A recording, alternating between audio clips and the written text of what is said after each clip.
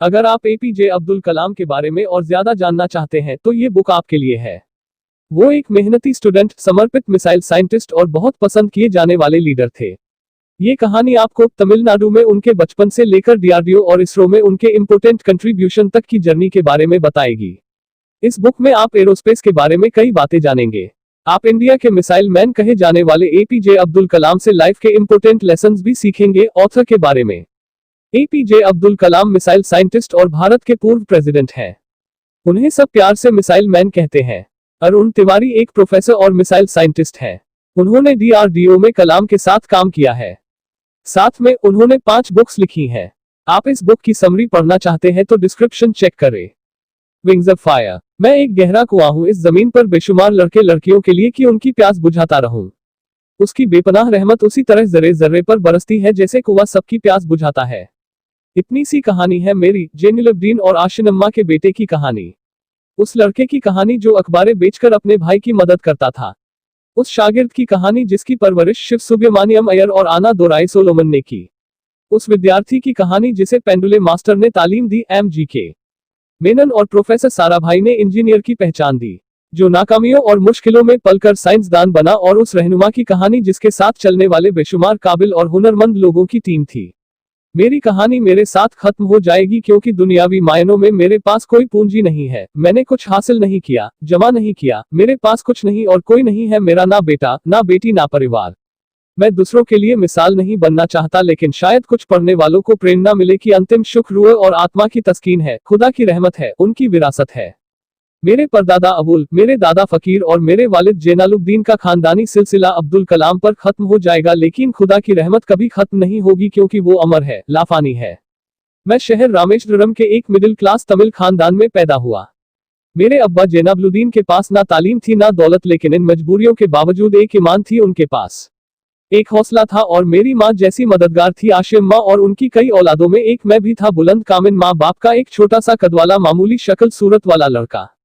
अपने पुश्तैनी मकान में रहते थे हम, जो कभी 20वीं सदी में बना था। काफी बड़ा और वसील मकान था रामेश्वरम की मस्जिद स्ट्रीट में। मेरे अब्बा हर तरह के ऐशो आराम से दूर रहते थे, मगर जरूरियत की तमाम चीजें मुयस्सर थी।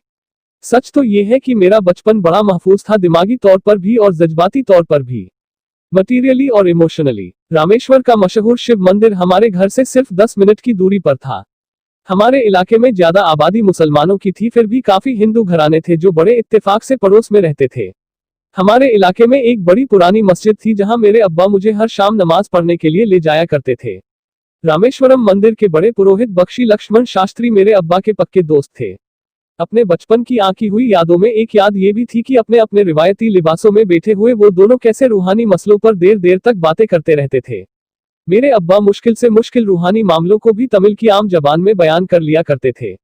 एक बार मुझसे कहा था, जब आफत आए तो आफत की वजह समझने की कोशिश करो, मुश्किल हमेशा खुद को परखने का मौका देती है। मैंने हमेशा अपनी साइंस और टेक्नोलॉजी में अब्बा के उसूलों पर चलने की कोशिश की है। मैं इस बात पर यकीन रखता हूं कि हमसे ऊपर भी एक आला ताकत है, एक महान शक्ति है जो हमें मुसीबत, मायूसी और नाकामियों से निकाल कर सच्चाई के मुकाम तक पहुंचाती है। मैं करीब 6 बरस का था जब अब्बा ने एक लकड़ी की कश्ती बनाने का फैसला किया, जिसमें वो यात्रियों को रामेश्वरम से धनुषकोटी का दौरा करा सके, ले जाए और वापस ले आए। वे समुंदर के साहिल पर लकड़ियां बिछाकर कश्ती का काम किया करते थे। एक और हमारे रिश्तेदार के साथ अहमद जलालुद्दीन, बाद में उनका निकाह मेरी आपा जोहरा के साथ हुआ। अहमद जलालुद्दीन हालांकि मुझसे 15 साल बड़े थे, फिर भी हमारी दोस्ती आपस में जम गई थी। हम दोनों ही शाम लंबी सैर पर निकल जाया करते थे। मस्जिद गली से निकलकर हमारा पहला पड़ाव शिव मंदिर हुआ करता था, जिसके गिर्द हम उतनी ही श्रद्धा से परिक्रमा करते थे जितनी श्रद्धा से बाहर से आए हुए यात्री। जलालुद्दीन ज्यादा पढ़ लिख नहीं सके उनके घर की हालत से, लेकिन मैं जिस जमाने की बात कर रहा हूँ, उन दिनों हमारे इलाके में सिर्फ एक वही शख्स था जो अंग्रेजी लिखना जानता था। जलालुद्दीन हमेशा तालीम-याफ्ता और पढ़े लिखे लोगों के बारे में बातें करते थे। और एक शख्स जिसने बचपन में मुझे बहुत मुद्दफिक किया वो मेरा कजिन था, मेरा चचेरा भाई शमसुद्दीन, और उसके पास रामेश्वरम में अखबारों का ठेका था और सब काम अकेले ही किया करता था। हर सुबह अखबार रामेश्वरम रेलवे स्टेशन पर ट्रेन से पहुंचता था। सन 1939 में दूसरी आलमगीर जंग शुरू हुई, द सेकंड वर्ल्ड वॉर। उस वक्त मैं 8 साल का था। हिंदुस्तान को एहतियाती फौज के साथ शामिल होना पड़ा और एक इमरजेंसी जैसे हालात पैदा हो गए थे। सिर्फ पहली दुर्घटना ये हुई कि रामेश्वरम स्टेशन पर ट्रेन का रुकना कैंसिल कर दिया गया और अखबारों का गट्ठा अब रामेश्वरम और धनुषकोटी के बीच से गुजरने वाली सड़क पर चलती ट्रेन से फेंक दिया जाता। शमसुद्दीन को मजबूरन एक मददगार रखना पड़ा जो अखबारों के गट्ठे सड़क से जमा कर सके। वो मौका मुझे मिला और शमसुद्दीन मेरी पहली आमदनी की वजह बना। हालात कुछ आपने हर वह बच्चा जो पैदा होता है वो कुछ समाजी और आर्थिक से जरूर बशरमान होता है और जज्बाती माहौल से भी, और उसी तरह उसकी तरबियत होती है। मुझ में दयानतदारी और सेल्फ डिसिप्लिन अपने अब्बा से विरासत में मिला था और माँ से अच्छाई पर यकीन करना और रहमदिली, लेकिन जलालुद्दीन शमसुद्दीन की वजह से जो असर मुझ पर पड़ा उससे मेरा बचपन ही महज अलग नहीं हुआ बल्कि आइंदा जिंदगी पर भी उसका बहुत बड़ा असर पड़ा। फिर जंग खत्म हो गई और हिंदुस्तान की आज़ादी बिल्कुल यकीनी हो गई। मैंने अब्बा से रामेश्वरम छोड़ने की इजाजत चाही। मैं डिस्ट्रिक्ट हेडक्वार्टर रामनाथपुरम जाकर पढ़ना चाहता था। शमसुद्दीन और जलालुद्दीन मेरे साथ रामनाथपुरम तक गए, मुझे स्वॉट्स हाई स्कूल में दाखिला कराने के लिए। ना जाने क्यों वो नया माहौल मुझे रास नहीं आया। रामनाथपुरम बड़ा मशहूर शहर था और करीब 50,000 की आबादी थी, लेकिन रामेश्वरम का सुकून और इत्मीनान कहीं नहीं था। घर बहुत याद आता था और घर लौटने का कोई मौका मैं छोड़ता नहीं था। स्वॉट्स हाई स्कूल में दाखिले के बाद एक 15 साला लड़के के तमाम शौक जो हो सकते थे मेरे अंदर जाग उठे थे। मेरे टीचर अन्ना दोराई सोलोमन बेहतरीन रहबर थे, गाइड उस नौजवान के लिए जिसके सामने जिंदगी की बेशुमार मुमकिनात खुलने वाली थी। रामनाथपुरम के उस अरसा एक कायम में उनसे मेरा रिश्ता उस्ताद शागिर्द या गुरु शिष्य से भी आगे निकल गया। अन्ना दोराई कहा करते थे, जिंदगी में कामयाब होने और नतीजे पाने के लिए 3 चीजों पर काबू पाना बहुत जरूरी है, ख्वाहिश, यकीन और उम्मीद। अन्ना दोराई जो बाद में रेवेरेंट हो गए, कहा करते थे, इससे पहले कि मैं चाहूं कुछ हो जाए, उससे पहले मेरे अंदर उसकी पूरी शिद्दत से ख्वाहिश हो और यकीन हो कि वो होगा। मैं अपनी जिंदगी से अगर मिसाल दूं तो मुझे बचपन से ही आसमान के इसरार और परिंदों की परवाज हमेशा हैरान करती थी, फैसिनेट करती थी। समुंदर में कुंजों और बगुलों को ऊंची उड़ानें लगाते देखता था तो उड़ने को जी चाहता था। मैं एक सादा सा गांव का लड़का तो था, मगर मुझे यकीन था कि एक दिन मैं उन कुंजों की तरह बुलंद उड़ान लगाकर बुलंदी पर पहुंचूंगा। और हकीकत यह है कि रामेश्वरम से उड़ने वाला मैं पहला लड़का था। स्वॉट्स स्कूल में तालीम हासिल करते करते मेरे अंदर खुद एतमादी बस चुकी थी और मुझे यकीन था मैं जरूर कामयाबी हासिल करूंगा। मैं तालीम आगे जारी रखूंगा, उसमें कोई दूसरा ख्याल नहीं था। सन 1950 में मैं इंटरमीडिएट पढ़ने के लिए सेंट जोसेफ कॉलेज त्रिची में दाखिल हो गया। जब बीएससी डिग्री करने के लिए मैंने सेंट जोसेफ कॉलेज में एडमिशन लिया तो हायर एजुकेशन के माने इतने ही जानता था। ये नहीं जानता था कि हायर एजुकेशन के लिए कुछ और भी हो सकता है, ना ये जानता था कि साइंस पढ़ के फ्यूचर के लिए और क्या हासिल हो सकता है। बीएससी पास करने के बाद ही जान पाया कि फिजिक्स मेरा सब्जेक्ट नहीं था। अपने ख्वाब को पूरा करने के लिए मुझे इंजीनियरिंग में जाना चाहिए था, मगर पता नहीं क्यों कुछ लोगों का ऐसा ख्याल है कि साइंस आदमी को खुदा से मुनकर कर देती है, लेकिन मेरे लिए तो साइंस एतमाद, विश्वास और रूहानी तस्कीन की वजह रही है। किसी तरह मैं एमआईटी यानी मद्रास इंजीनियरिंग और टेक्नोलॉजी के उम्मीदवारों की लिस्ट में तो आ गया, लेकिन उसका दाखिला बहुत महंगा था, कम से कम 1000 रुपयों की जरूरत थी और मेरे अब्बा के पास इतने पैसे नहीं थे। उस वक्त मेरी अक्का, मेरी आपा जोहरा ने अपने सोने के कड़े और चेन बेचकर मेरी फीस का इंतजाम किया। उसकी उम्मीद और यकीन देखकर मैं पसीज गया। एमआईटी में सबसे ज्यादा मजा आया। वहां 2 हवाई जहाज रखे देखकर, जो उड़ान से बरी कर दिए गए थे, एक अजीब सा खिंचाव महसूस होता था। और जब बाकी लड़के हॉस्टल चले जाते थे, मैं घंटा 1.5 घंटा उनके पास बैठा रहता था।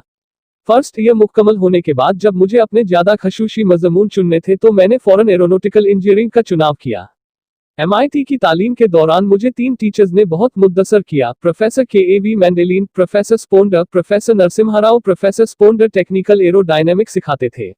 मैकेनिकल इंजीनियरिंग में दाखिले से पहले ही मैंने उनसे सलाह ली थी। उन्होंने मुझे समझाया था कि मुस्तकबिल का फैसला करने से पहले मुस्तकबिल की मुमकिनियत के बारे में नहीं सोचना चाहिए, बल्कि सोचना चाहिए एक अच्छी बुनियाद के लिए और अपने रुझान और रिश्तियात के बारे में कि उनमें कितनी शिद्दत है, एप्टीट्यूड और इंस्पिरेशन में कितनी इंटेंसिटी है। मैं खुद भी होने वाले इंजीनियर स्टूडेंट से ये कहना चाहता हूँ कि जब वे अपने स्पेशलाइजेशन का चुनाव करें तो देखना होगा कि उनमें कितना शौक है, कितना उत्साह और लगन है उस शौक में जाने के लिए। Professor K A V. मैंडेलिन ने मुझे एरो स्ट्रक्चर डिजाइन सिखाया और उसका तंजिया भी, विश्लेषण और एनालिसिस भी। वे बड़े खुशदिल और दोस्त टीचर थे और हर साल कोई ना कोई नया तरीका, नया नजरिया लेकर आते थे। प्रोफेसर नरसिम्हा राव मैथमेटिशियन थे, वे एरोडायनेमिक्स की थ्योरी सिखाया करते थे। उनकी क्लास में शामिल होकर मुझे मैथमेटिक्स, फिजिक्स, बाकी तमाम सब्जेक्ट से ज्यादा अच्छा लगने लगा। एमआईटी से मैं बेंगलोर के हिंदुस्तान एरोनॉटिकल लिमिटेड में बतौर ट्रेनी दाखिल हो गया। HAL से जब मैं एरोनॉटिकल इंजीनियरिंग में ग्रेजुएट बनकर निकला तो जिंदगी ने 2 मौके मेरे सामने खड़े कर दिए। दोनों मेरी परवाज के देरीना ख्वाब को पूरा कर सकते थे। एक मौका था एयरफोर्स का, दूसरा मिनिस्ट्री ऑफ डिफेंस में डायरेक्टरेट ऑफ टेक्निकल डेवलपमेंट और प्रोडक्शन का।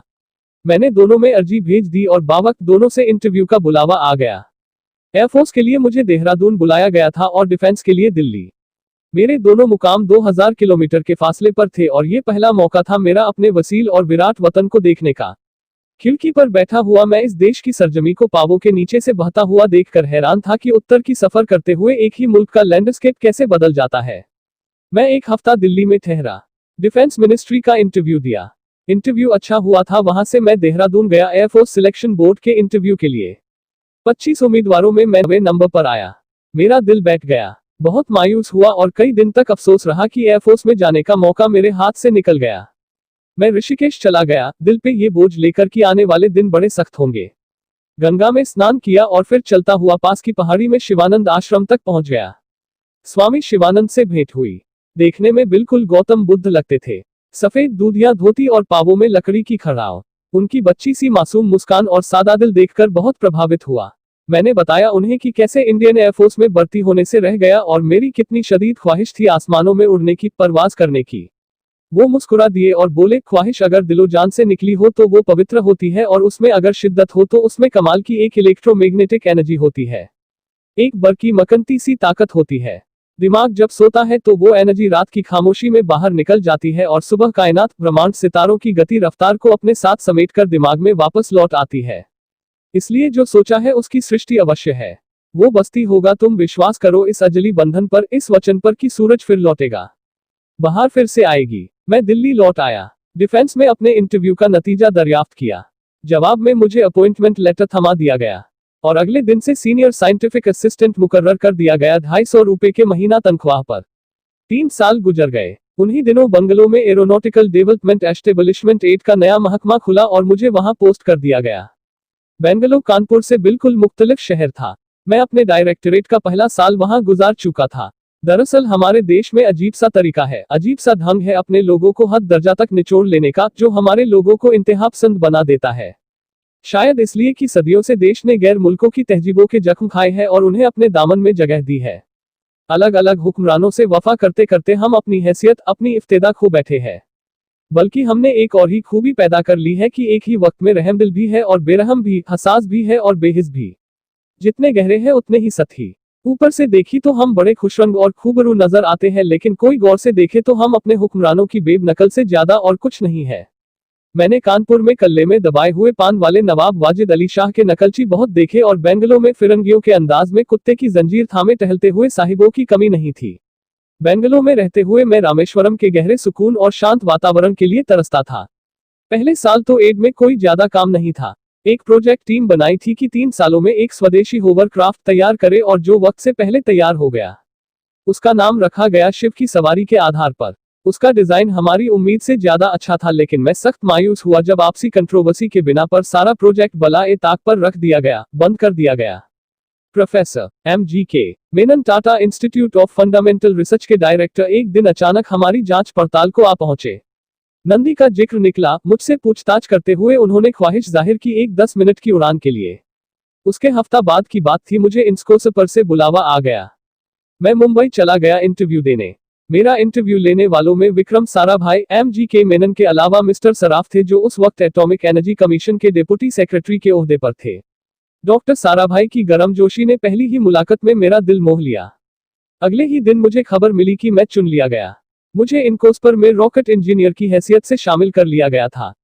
सन 1962 में देरेना हिस्से में कहीं इनकोस्पर ने थुम्बा में इक्वेटोरियल रॉकेट लॉन्च स्टेशन बनाने का फैसला किया। थुम्बा केरल में त्रिवेंद्रम से परे दूर दराज के एक उंगते से गांव का नाम है। हिंदुस्तान में ये मॉडर्न रॉकेट बेस्ड रिसर्च की एक दबी सी इब्तिदा थी, एक हल्की सी शुरुआत थी। उसके फौरन बाद ही मुझे 6 महीने के लिए अमेरिका भेज दिया गया, नासा में रॉकेट लॉन्चिंग की ट्रेनिंग के लिए। जाने से पहले मैं थोड़ा सा वक्त निकालकर रामेश्वरम गया। मेरे अब्बा मेरी इस कामयाबी के लिए बहुत खुश हुए और मुझे उसी मस्जिद में ले जाकर शुक्राने की नमाज अदा की। NASA Langley research centre Virginia में मैंने अपने काम की शुरुआत की। बाद में Goddard fly space centre Maryland चला गया। मैं अपना इंप्रेशन अमेरिकन के बारे में बेंजामिन फ्रैंकलिन के इस जुमले से बयान कर सकता हूं, जिन बातों से तकलीफ होती है उनसे तालीम भी मिलती है। हिंदुस्तानी तंजीमों में यहाँ की ऑर्गेनाइजेशन में एक बड़ी मुश्किल है। जो ऊपर है वो बड़े मगरूर है।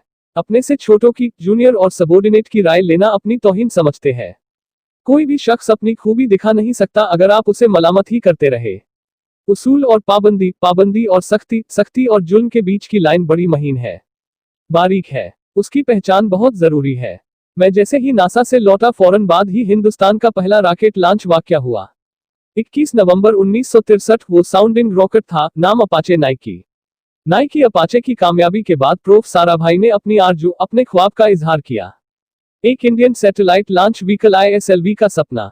हिंदुस्तानी रॉकेट का सपना 20वीं सदी का ख्वाब भी कहा जा सकता है जो टीपू सुल्तान ने देखा था। टीपू सुल्तान की फौज में 27 ब्रिगेड थे जो कुशूस कहलाते थे और हर एक ब्रिगेड में एक दस्ता था रॉकेटमैन का जो साथ रहता था और जुक्स कहलाता था। जब टीपू सुल्तान मारा गया तो अंग्रेजों ने 700 रॉकेट और 900 रॉकेट के सब सिस्टम बरामद किए। 1799 में तिरुनलवेली की जंग के बाद वो रॉकेट्स विलियम कांगेरी ने इंग्लैंड भिजवा दिए जांच पड़ताल के लिए, उसकी तकनीक समझने के लिए, जिसे आज की साइंस जुबान में हम रिवर्स इंजीनियरिंग कहते हैं।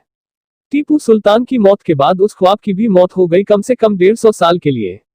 पंडित जवाहरलाल नेहरू की बदौलत वो रॉकेटरी का ख्याल फिर एक बार हिंदुस्तान में जिंदा हुआ। प्रोफेसर साराभाई ने उस ख्वाब को हकीकत बनाने की जिम्मेदारी अपने सर ली। बहुत से तंगनजर लोगों को एतराज था इस बात से कि इस मुल्क में जहां कौम को 2 वक्त की रोटी नसीब नहीं होती वहां इस स्पेस उड़ानों को, इन ख्यालाई तहरीकों को क्यों तरजीह दी जा रही है। लेकिन प्रधानमंत्री पंडित नेहरू और साराभाई के नजरिए में किसी किस्म का मुबारता नहीं था। उनके नजरिए बिल्कुल साफ थे कि अगर दुनिया के मुल्कों में, दुनिया के मसलों में हिस्सा लेना है, शिरकत करनी है, हिंदुस्तान को कोई हैसियत हासिल करनी है तो साइंस और टेक्नोलॉजी की तरक्की, खुद मुख्तारी और सेल्फ रिलायंस जरूरी है और उनका मकसद ताकत का मुजाहिरा बिल्कुल नहीं था। बुला भेजा सहज पके सो मीठा हुए। तुम्बा में 2 रॉकेट सहज पके और कामयाब हुए, एक रोहिणी और दूसरा मेनका। अगला साल लगा ही था जब प्रोफेसर साराभाई ने मुझे दिल्ली एक मीटिंग थी और मीटिंग में ग्रुप कैप्टन VS नारायणन से मेरा तारुफ कराया गया जो एयर हेडक्वार्टर से थे। प्रोफेसर साराभाई ने रेटो तैयार करने का इरादा जाहिर किया। रॉकेट असिस्टेंट टेक ऑफ जो एक मिलिट्री एयरक्राफ्ट की मदद से उड़ाया जा सके बड़ी छोटी सी जगह में। शाम तक ये खबर भी आम हो गई कि हिंदुस्तान एक खुद शाफ्ट मिलिट्री एयरक्राफ्ट तैयार कर रहा है और मैं उस प्रोजेक्ट का मुख्तार हूँ, जिम्मेदार हूँ। मैं कई तरह के जज्बात से भर गया। खुश भी था, शुक्रगुजार भी, खुशकिस्मत भी और एक एहसास हुआ तकमील का, फुलफिलमेंट का। 19वीं सदी के एक शायर की ये शेर बहुत याद आए, हर दिन के लिए हमेशा तैयार रहो, हर दिन को एक तरही में लो, जब ओखली में हो तो बर्दाश्त करो, जब दश्ता हो तो वार करो। रेटो काम करते हुए 2 अहम वाकयात हुए। पहला तो ये था कि अपने देश में पहली बार स्पेस रिसर्च का 10 साला प्रोग्राम तैयार हुआ जिसके ऑथर थे प्रोफेसर साराभाई। मेरे लिए वो एक रूमानी मैनिफेस्टो था, जैसे स्पेस से इश्क करने वाले किसी शायर की रूमानी नज्म हो, जैसे कोई अपने देश के आसमान से इश्क करने लगा हो। और दूसरा वाकया मिनिस्ट्री ऑफ डिफेंस में मिसाइल पैनल का तैयार होना। नारायणन और मैं, हम दोनों उस पैनल के मेंबर थे। उस वक्त तक भविष्य की आने वाली SLV सैटेलाइट लॉन्च व्हीकल का नाक नक्शा भी तैयार हो चुका था। प्रोफेसर साराभाई अपने देरीना ख्वाब की ताबीर देने के लिए कुछ और साथियों का चुनाव कर चुके थे। मैं खुद को खुशकिस्मत समझता हूं, मुझे उस प्रोजेक्ट का लीडर चुना गया। उस पर प्रोफेसर साराभाई ने मुझे एक और जिम्मेदारी भी सौंपी कि लॉन्च की चौथी स्टेज में ही डिसाइड करूं। ये मामूल था, मेरा अर्थ था कि हर मिसाइल पैनल की मीटिंग के बाद मैं जाकर प्रोफेसर साराभाई को पूरी तफसील, पूरी रिपोर्ट देता था। दिल्ली में ऐसे ही एक मीटिंग के बाद 23 दिसंबर 1971 को मैं त्रिवेंद्रम लौट रहा था और उस दिन तुम्बा में प्रोफेसर साराभाई SLV का मुआयना करने गए हुए थे। दिल्ली एयरपोर्ट के लॉन्च से मैंने उन्हें फोन किया, पैनल मीटिंग की तफसील बताई। प्रोफेसर साराभाई ने कहा कि मैं त्रिवेंद्रम एयरपोर्ट पर उनका इंतजार करूं। मैं जब त्रिवेंद्रम पहुंचा तो फिजा में एक मातम छाया हुआ था। मुझे खबर दी गई कि प्रोफेसर साराभाई नहीं रहे। चंद घंटों पहले दिल का दौरा पड़ने से उनका इंतकाल हो गया। मैं थर्राकर रह गया। चंद घंटे पहले ही तो मैंने उनसे बात की थी। मेरे लिए वो बहुत बड़ा सदमा था। प्रोफेसर साराभाई मेरी नजर में इंडियन साइंस के राष्ट्रपिता थे, जैसे महात्मा गांधी है। उन्होंने अपनी टीम से रहनुमा पैदा किए और खुद अमल से उनके लिए मिसाल साबित हुए। कुछ अरसा प्रोफेसर GK मेनन ने स्पेस रिसर्च का काम संभाला। बिल आखिर प्रोफेसर सतीश धवन को Indian Space Research Organisation ISRO की जिम्मेदारी सौंप दी गई। तुम्बा का पूरा कॉम्प्लेक्स बड़े पैमाने पर एक स्पेस सेंटर बना दिया गया और Vikram Sarabhai space centre VSSC का नाम दिया गया। जिसने वो सेंटर कायम किया था उसी के नाम से उस जगह की श्रद्धांजलि पेश की गई। मशहूर मेटीरियोलॉजिस्ट डॉक्टर ब्रह्म प्रकाश VSSC के पहले डायरेक्टर मुकर्रर हुए। कोई भी शख्स अपनी जिम्मेदारी में तभी कामयाब हो सकता है अगर वो रसूख हो, मोतबर हो और अपने फैसलों के लिए उसे सही हद तक आजादी हो। शायद निजी जिंदगी में भी तस्लील का यही एक रास्ता है। आजादी और जिम्मेवारी एक साथ हो तभी वो तस्कीन और खुशी का बाइस हो सकती है। और जाती आजादी हासिल करने के लिए मैं 2 रास्ते तजवीज़ कर सकता था जो मैंने इख्तियार किए। पहला तो ये कि अपनी तालीम और तरबियत को बढ़ावा दो। इल्म, नॉलेज बड़ा करामाती हथियार है, बहुत काम आता है। इल्म जितना ज्यादा होगा उतनी ज्यादा आजादी के हकदार होंगे। इल्म वो पूंजी है जो कोई छीन नहीं सकता। इनकी रहनुमाई तभी मुमकिन है अगर आपकी जानकारी मुकम्मल हो, अप टू डेट हो। कामयाब रहनुमा बनने के लिए जरूरी है कि दिन का काम जब खत्म हो आप पिछले काम का जायजा ले, अगले दिन के काम की तैयारी करें। दूसरा तरीका यह है कि अपने काम को अपना फर्ज समझो, गर्व समझो और जरूरत भी है कि अपने अंदर की शक्ति की सही जानकारी हो। जो करो उस पर यकीन रखो, ये जिस पर यकीन हो वही करो, वरना दूसरों के ईमान का शिकार बनते रहोगे। SLV प्रोजेक्ट के पहले 3 सालों में साइंस के बहुत से नए नए इसरार खुले पर आहिस्ता आहिस्ता साइंस और टेक्नोलॉजी का फर्क समझ आने लगा। रिसर्च और डेवलपमेंट का फासला पता चलने लगा। किसी भी इजाद में गलतियां होना लाजिमी है, लेकिन हर गलती कामयाबी की तरफ एक और कदम उठाती है, इस और सीढ़ी बन जाती है। किसी भी तखलीक की तरह SLV की तखलीक भी कई दर्दनाक लम्हों से गुजरी। एक रोज जब मैं और मेरे तमाम साथी अपने कामों में पूरी तरह डूबे हुए थे, मेरे घर से एक मौत की इत्तला पहुंची। मेरे दोस्त और मेरे हमदर्द मेरे बहनोई जलालुद्दीन का इंतकाल हो गया था। कुछ देर के लिए तो मैं सुन्न होकर रह गया। मेरी आंखों में अंधेरा छा गया। थोड़ी देर बाद जब अपने चौगिरदे का एहसास हुआ, मैंने महसूस किया कि जैसे मेरी हस्ती का एक हिस्सा मर गया था। रात के रात बसों में सफर करता हुआ अगली सुबह मैं रामेश्वरम पहुंचा। जोहरा को क्या तसल्ली देता और क्या सब देता अपनी भांजी महबूबा को, जो रो रो कर हलकान हो रही थी। मेरी आंखों के सोते पहले ही सूख चुके थे। तुम्बा लौटकर बहुत दिनों तक सारा कामकाज, सारी मसरूफियत बेमानी लगने लगी। बहुत दिनों तक बहुत मलाल लगा, सब बेमानी लगता था। प्रोफेसर धवन देर देते थे, कहते थे SLV पर जैसे जैसे काम आगे बढ़ेगा मुझे सब्र महसूस होगा और ये मायूसी कम होते होते तक हौसला गुजर जाएगी। 1976 में मेरे अब्बा जैनुलाब्दीन 102 साल की उम्र में वही रामेश्वरम में इंतकाल फरमा गए। 15 पोते पोतियां छोड़कर गए थे पीछे और एक पपोता। दुनियावी तौर पर वो सिर्फ एक और बुजुर्ग की मौत थी। कोई बड़ा मातम नहीं हुआ, झंडा नहीं उतारा गया, ना अखबारों में स्याह हाशिए दिए गए, ना सियासतदान थे वो, ना विद्वान कोई, ना कोई बड़े सरमायादार। एक सीधे सादे इंसान थे, फरिश्ता शिफत, और हर एक उस बात की वजह थे जो दानाई और पारसाई की राह दिखाती है। मैं बहुत देर तक अपनी माँ के पास बैठा रहा चुपचाप, और जब उठा तुम्बा लौटने के लिए तो उसने रुंधे गले से दुआएं दी मुझे। SLV-3 अपाचे रॉकेट जो फ्रांस से उड़ाई जाने वाली थी, अचानक कुछ मुश्किलों का शिकार हो गई। मुझे फौरन फ्रांस जाना पड़ा। मैं रवाना होने ही वाला था कि मेरी माँ की मौत की खबर पहुंची। एक के बाद एक पूरी 3 मौतें हो गई मेरे घर में। उस वक्त मुझे अपने काम में पूरे ध्यान की जरूरत थी।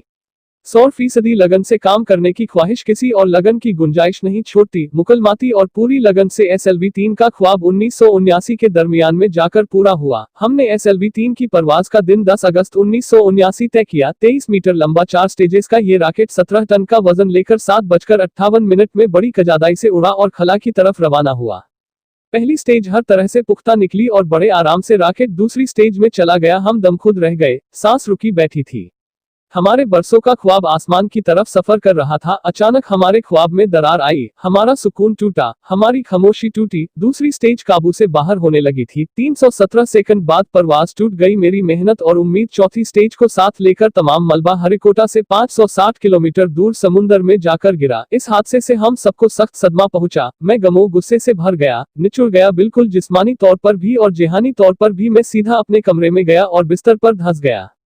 मैंने अपने कंधे पर एक दिलासे का हाथ महसूस किया तो आंख खोली। दोपहर ढल चुकी थी, शाम करीब थी। डॉक्टर ब्रह्म प्रकाश मेरे सिरहाने बैठे थे। उनकी इस हमदर्दी ने छू लिया मुझे। मैं उदास था, मायूस था, लेकिन अकेला नहीं था। हर शख्स तकनीकी जमात फरीकी और बहस मुबाहिसे के बाद मुतमईन हो चुका था, लेकिन मुझे इत्मीनान न आया। मैं मुसलसल और बेचैन रहा। मैं बेसाख्ता खड़ा हो गया और एतराफ किया प्रोफेसर धवन के सामने, सर, मेरे साथियों को नाकामयाबी की वजह दरियाफ्त हो जाने की वजह से इत्मीनान हो गया है, लेकिन मैं उसे काफी नहीं समझता। इस मिशन में डायरेक्टरेट की हैसियत से इस गलती को भी मैं अपनी जिम्मेवारी समझता हूँ। SLV-3 की नाकामयाबी की जिम्मेदारी मेरी है। साइंस का काम कमाल दर्जा उत्साह भी देता है, खुशी भी और उतनी गहरी मायूसी भी। इस तरह के वाकयात सोच सोच के मैं दिल को ढाढस देता रहा। ये ख्याल के इंसान चांद पर उतर सकता है, ये सबसे पहले एक रूसी साइंटिस्ट ने सोचा था। उसे हकीकत बनाने में 40 साल गुजर गए जब अमेरिका ने उसे पूरा किया। प्रोफेसर चंद्रशेखर ने चंद्रशेखर लिमिट का आविष्कार किया था 1930 में जब कैम्ब्रिज में पढ़ रहे थे, लेकिन 50 साल बाद उन्हें उसी डिस्कवरी पर नोबेल प्राइज मिला। अपनी सेटल लॉन्च व्हीकल से आदमी को चांद पर उतारने से पहले कितनी सारी नाकामियों से गुजरे होंगे। पहाड़ की चोटी पर उतरने से पहाड़ पर चढ़ने का तजुर्बा नहीं मिलता, जिंदगी पहाड़ की चढ़ानों पर मिलता है, चोटी पर नहीं। चांदों पर ही तजुर्बे मिलते हैं और जिंदगी मंचती है और टेक्नोलॉजी तरक्की करती है। चोटी पर पहुंचने की कोशिश में ही चांदों का इल्म हासिल होता है। मैं एक एक कदम चलता रहा चोटी की तरफ। SLV-3 की उड़ान से 30 घंटा पहले 17 जुलाई 1980 के दिन अखबारों की सुर्खियां तरह तरह की राय और अंदाजों से भरी हुई थी। ज्यादातर रिपोर्टर ने पहली SLV की याद दिलाई थी कि किस तरह रॉकेट फेल हो गया और उसका मलबा समुद्र में जा गिरा था। कुछ लोगों ने तो उसे देश की दूसरी खामियों का जिक्र करते हुए भी उसे SLV-3 से जोड़ दिया था। मैं जानता था कि अगले दिन का नतीजा हमारे फ्यूचर के स्पेस प्रोग्राम का फैसला करने वाला है। मुख्तसर ये कि सारे कौम की नजरें हम पर गड़ी हुई थी। 18 जुलाई 1980 सुबह 8:03 पर हिंदुस्तान का पहला सैटेलाइट लॉन्च व्हीकल उड़ा। मैंने रोहिणी सैटेलाइट का तमाम डेटा कंप्यूटर पर जांचा। अगले 2 मिनट के अंदर अंदर रोहिणी अंतरिक्ष में था। उस तमाम शोरगुल के बीच मैंने अपनी जिंदगी के सबसे अहम अल्फाज अदा किए। मैं मिशन डायरेक्टर बोल रहा हूँ, एक जरूरी खबर सुनने को तैयार रहो। चौथी स्टेज की कामयाबी के साथ रोहिणी सैटेलाइट को लेकर अंतरिक्ष में दाखिल कर रही है। मैं ब्लॉक से बाहर आया तो मेरे साथियों ने मुझे कंधों पर उठा लिया और नारे लगाते हुए जुलूस निकला। सारी कौम में एक जोश की लहर दौड़ गई। हिंदुस्तान उस चंद कौमों में शामिल हो गया था जिनके पास सैटेलाइट लॉन्च की काबिलियत थी। हमारे कौम का एक बड़ा ख्वाब पूरा हुआ था। हमारे इतिहास का एक नया वाक़ खुला, एक नया चैप्टर। प्रधानमंत्री इंदिरा गांधी ने मुबारकबाद का तार भेजा और सबसे ज्यादा हिंदुस्तान के साइंसदान खुश थे कि ये पूरी कोशिश स्वदेशी थी, हमारी अपनी थी।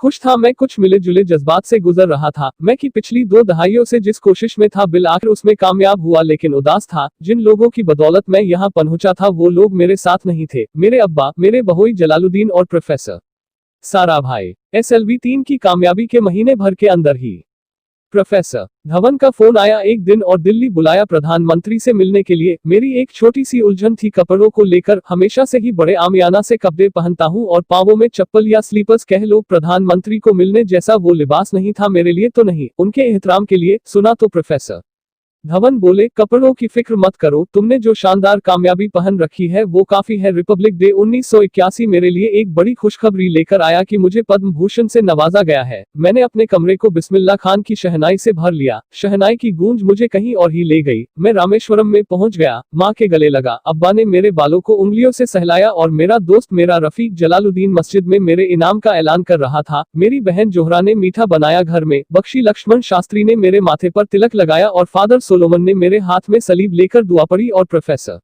साराभाई को देखा। उनके चेहरे पर मुस्कुराहट थी। फख्र था जो पौधा वो लगाकर गए थे अब पूरा पेड़ बन चुका था जिसके फल हिंदुस्तान की आवाम तक पहुंच रहे थे।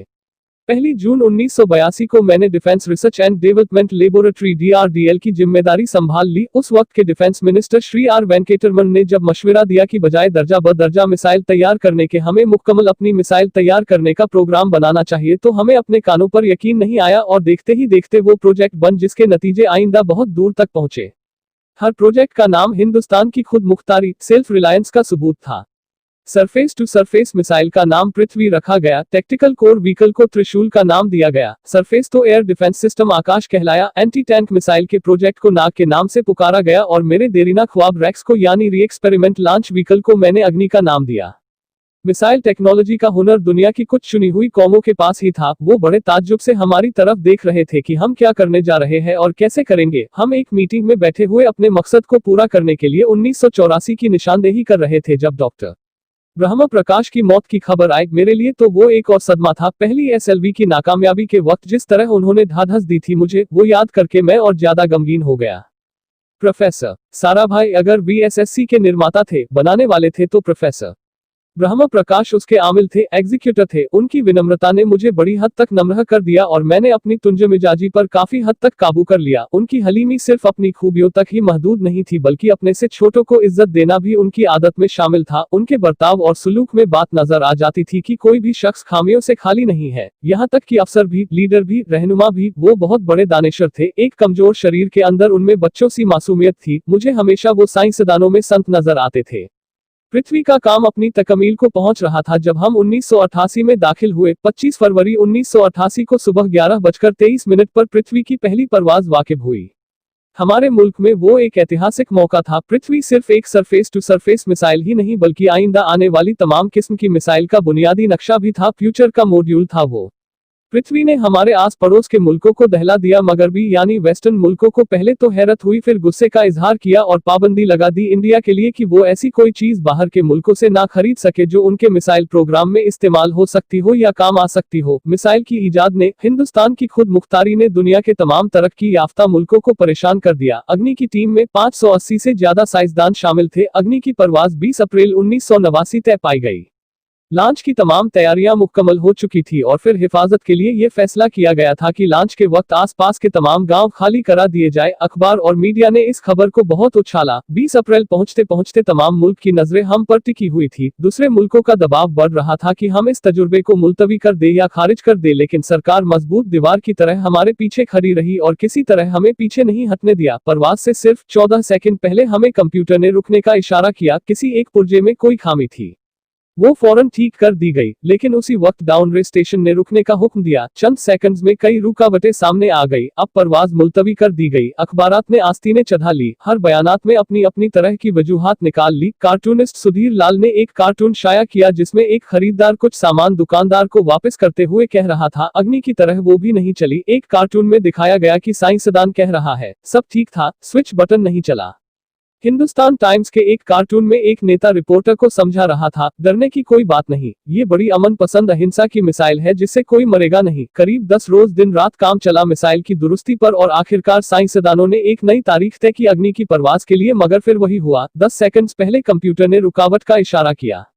पता चला कि एक पुर्जा काम नहीं कर रहा है। परवाज फिर मुलतवी कर दी गई। ऐसी बात किसी भी साइंस तजुर्बे में होना आम बात थी। गैर मुल्कों में भी बहुत बार होता है, लेकिन उम्मीद से भरी हुई कौम हमारी मुश्किल समझने को तैयार नहीं थी। हिंदू अखबार में केशव का एक कार्टून छपा जिसमें एक देहाती कुछ नोट गिनते वलत कह रहा था, मिसाइल के वक्त गाँव से हट जाने का मुआवजा मिला है। 2-4 बार और तजुर्बा मुलतवी हुआ तो फिर पक्का घर बनवा लूंगा। अमूल बटर ने अपने होर्डिंग पर लिखा कि अग्नि को ईंधन के लिए हमारे बटर की जरूरत है। अग्नि की मरम्मत का काम जारी रहा। आखिरकार एक बार फिर 22 मई की तारीख अग्नि की परवाज के लिए तय पाई। उसकी पिछली रात doctor Arunachalam, general KN Singh और मैं डिफेंस मिनिस्टर KC पंत के साथ चहलकदमी कर रहे थे। पूरे चांद की रात थी, हाई टाइड का वक्त था और लहरें गरज गरज कर खुदा की अजबुल का नाम ले रही थी। कल अग्नि की परवाज कामयाब होगी कि नहीं, बार बार यही सवाल हमारे दिमाग में गूंज रहा था। डिफेंस मिनिस्टर ने एक लंबी खामोशी को तोड़ते हुए पूछा, कलाम कल अग्नि की कामयाबी मनाने के लिए क्या चाहते हो तुम? मैं क्या चाहता था? क्या था जो नहीं था मेरे पास? अपनी खुशी के इजहार के लिए मुझे क्या करना चाहिए? और अचानक मुझे जवाब मिल गया, हम 1 लाख पेड़ों की कोम्पले लगाएंगे। मैंने कहा और उनके चेहरे पर रौनक आ गई। तुम अपनी अग्नि के लिए धरती माँ का आशीर्वाद चाहते हो? वे बोले, कल यही होगा। उन्होंने पेशगोई की। अगले दिन सुबह 7:10 पर अग्नि लॉन्च हुई। कदम कदम सही निकला। मिसाइल ने जैसे टेक्स्ट बुक याद कर ली हो, जैसे सबक याद कर लिया था। हर सवाल का सही जवाब मिल रहा था। लगता था जैसे एक लंबे खौफनाक ख्वाब के बाद एक खूबसूरत सुबह ने आंख खोली हो। 5 साल की मशक्कत के बाद हम इस लॉन्च पैड पर पहुंचे थे। इसके पीछे 5 लंबे सालों की नाकामी, कोशिशें और इम्तिहान खड़े थे। इस कोशिश को रोक देने के लिए हिंदुस्तान ने हर तरह के दबाव बर्दाश्त किए थे, लेकिन हमने कर दिखाया जो करना था। मेरी जिंदगी का सबसे कीमती लम्हा था वो मुट्ठी भर सेकंड्स, 600 सेकंड्स की वो परवाज जिसने हमारी बरसों की थकान दूर कर दी, बरसों की मेहनत को कामयाबी का तिलक लगाया। उस रात मैंने अपनी डायरी में लिखा, अग्नि को इस नजर से मत देखो, ये सिर्फ ऊपर उठने का साधन नहीं है, ना शक्ति की नुमाइश है। अग्नि एक लौ है जो हर हिंदुस्तानी के दिल में जल रही है। इसे सिर्फ एक मिसाइल मत समझो, ये कौम के माथे पर चमकता हुआ आग का एक सुनहरी तिलक है। 1990 के रिपब्लिक डे पर देश ने अग्नि व मिसाइल प्रोग्राम की कामयाबी का जश्न मनाया। मुझे पद्म विभूषण से नवाजा गया और डॉक्टर अरुणाचलम को भी। 10 साल पहले पद्म भूषण की यादें एक बार फिर हरी हो गई। रहन सहन अभी भी मेरा वैसा ही था जैसा तब था। 10 बाय 12 का एक कमरा किताबों से भरा हुआ और कुछ जरूरत का फर्नीचर जो किराए पर लिया था। फर्क इतना ही था कि तब ये कमरा त्रिवेंद्रम में था, अब हैदराबाद में। वेटर मेरा नाश्ता लेकर आया, इडली और छाछ, और आंखों में एक खामोश मुस्कुराहट। मुबारकबाद की। मैं अपने हम वतनों की इस नवाजिश से छलक गया। मैं जानता हूं कि बहुत से साइंसदान और इंजीनियर मौका मिलते ही वतन छोड़कर दूसरे देशों में चले जाते हैं, ज्यादा रुपया कमाने के लिए, ज्यादा आमदनी के लिए, लेकिन ये आदर, इज्जत और मोहब्बत क्या कमा सकते हैं जो उन्हें अपने वतन से मिलती है। 15 अक्टूबर 1991 को मैं 60 साल का हो गया। मुझे अपनी रिटायरमेंट का इंतजार था, चाहता था कि गरीब बच्चों के लिए एक स्कूल खोलूं। ये वो दिन थे जब मैंने सोचा कि अपनी जिंदगी के तजुर्बे, मुसाहिदे और वो तमाम बातें कलमबंद करूं जो दूसरों के काम आ सके। एक तरह से अपनी उम्री लिखूं, अपनी जीवनी। मेरे ख्याल से मेरे वतन के नौजवानों को एक साफ नजरिए और एक दिशा की जरूरत है। तभी ये इरादा किया कि उन तमाम लोगों का जिक्र करूं जिनकी बदौलत मैं ये बन सका जो मैं हूं। मकसद ये नहीं था कि मैं बड़े बड़े लोगों के नाम लूं, बल्कि ये कि कोई भी शख्स कितना भी छोटा क्यों ना हो, उसे हौसला नहीं छोड़ना चाहिए। मसले, मुश्किलें जिंदगी का हिस्सा है और तकलीफें कामयाबी की सच्चाई। जैसा कहा है किसी ने कि खुदा ने ये वादा नहीं किया कि आसमान हमेशा नीला ही रहेगा, जिंदगी भर फूलों से भरी राहें ही मिलेंगी। खुदा ने ये वादा नहीं किया कि सूरज है तो बादल नहीं होंगे, खुशी है तो गम नहीं, सुकून है तो दर्द नहीं होगा। मुझे ऐसा कोई गुमान नहीं कि मेरी जिंदगी सबके लिए एक मिसाल बने, मगर ये हो सकता है कि कोई मायूस बच्चा किसी गुमनाम सी जगह पर जो समाज के किसी माजूर से हिस्से से ताल्लुक रखता हो, ये पढ़े और उसे चैन मिले, ये पढ़े और उसकी उम्मीद रोशन हो जाए। हो सकता है कि ये कुछ बच्चों को नाउम्मीदी से बाहर ले आए और जिसे वो मजबूरी समझते हैं वो मजबूरी ना लगे। उन्हें यकीन रहे कि वो जहां भी है खुदा उनके साथ है। काश हर हिंदुस्तानी के दिल में जलती हुई लौ को पर लग जाए और उस लौ की परवाज से सारा आसमां रोशन हो जाए। फाइनली, अगर आप इस समरी के एंड तक पहुंच गए हैं तो कॉन्ग्रेचुलेशन। बहुत ही कम लोग होते हैं जो नॉलेज के ऊपर टाइम इन्वेस्ट करते हैं, वरना आप कहीं और भी तो टाइम वेस्ट कर सकते थे। अगर आपने बेटर देन इमोशंस को सब्सक्राइब नहीं किया तो कर ले और इस ऑडियो बुक को लाइक करना न भूले। जय हिंद।